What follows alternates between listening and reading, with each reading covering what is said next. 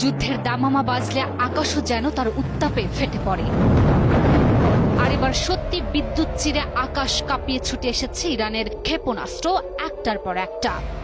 ইরানের সামরিক ঘাঁটিগুলো যেন আগুনের মুখ খুলেছে। শত শত মিসাইল দিক বিদিক ছুটছে, লক্ষ্য একটাই, দখলদার ইসরায়েল। যেন আকাশ কাঁপিয়ে বলতে চাইছে অপরাধের ফল একদিন ফিরেই আসে। ইসরায়েল যেন মুহূর্তেই পরিণত হয়েছে জ্বলন্ত অগ্নিকুণ্ডে। যখন ইরানের আগুন গোলা আকাশে ঝড় তুলেছে, তখন কি করলেন দখলদার ইসরায়েলের প্রধানমন্ত্রী বেঞ্জামিন নেতানিয়াহু? ইসরায়েল দীর্ঘদিন ধরে যেমন ইচ্ছে তেমনি চালিয়ে গেছে হামলা, কিন্তু এবার চোরের মায়ের বড় গলা নীতিতে বাঁধল বিপত্তি। ইসরায়েলের হামলায় সেনাপ্রধান সহ ২০ জন জ্যেষ্ঠ কমান্ডারকে হারিয়ে ইরানের ধৈর্যের বাঁধ ভেঙে গেলে উঠে আসে শত শত ড্রোন, মিসাইল আর যুদ্ধের গর্জন।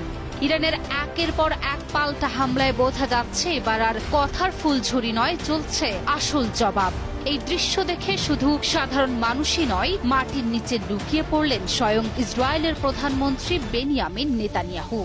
সাথে ছিল তার পুরো নিরাপত্তা বাহিনী এবং মন্ত্রিসভার শীর্ষ কর্মকর্তারা। বিপদে পড়লে বাঘও গর্তে ঢোকে, এই প্রবাদের মর্ম যেন নিজের জীবন দিয়ে প্রমাণ করলেন নেতানিয়াহু। দুনিয়ার ক্ষমতাধর এক নেতাও যখন বিপদের গন্ধ পান, তখন মাটির নিচেও খোঁজেন আশ্রয়।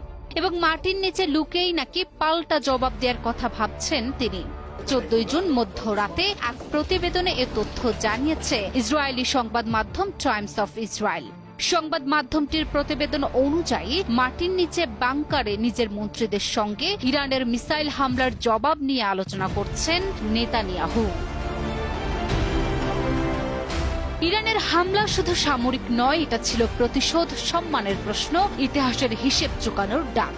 বিশ্ব হতবাক। যেখানে অনেকে ভেবেছিল ইরান শুধু হুমকি দিয়ে থেমে যাবে, সেখানে তারা যেন এই হামলার মধ্য দিয়ে ইসরায়েলকে আঙুল দেখিয়ে বলল, খালি কলস তোরা বাজিস বেশি। এ যেন জাহান্নামের দরজা খুলে যাওয়া, আগুনে মোড়া প্রতিশোধের ঝড়। ইসরায়েল যারা ভেবেছিল সবকিছু নিয়ন্ত্রণে আছে, তাদের ইরান বুঝিয়ে দিল, অন্যায় যতদিনই চলুক, একদিন তার দাঁত ভাঙা জবাব আসে।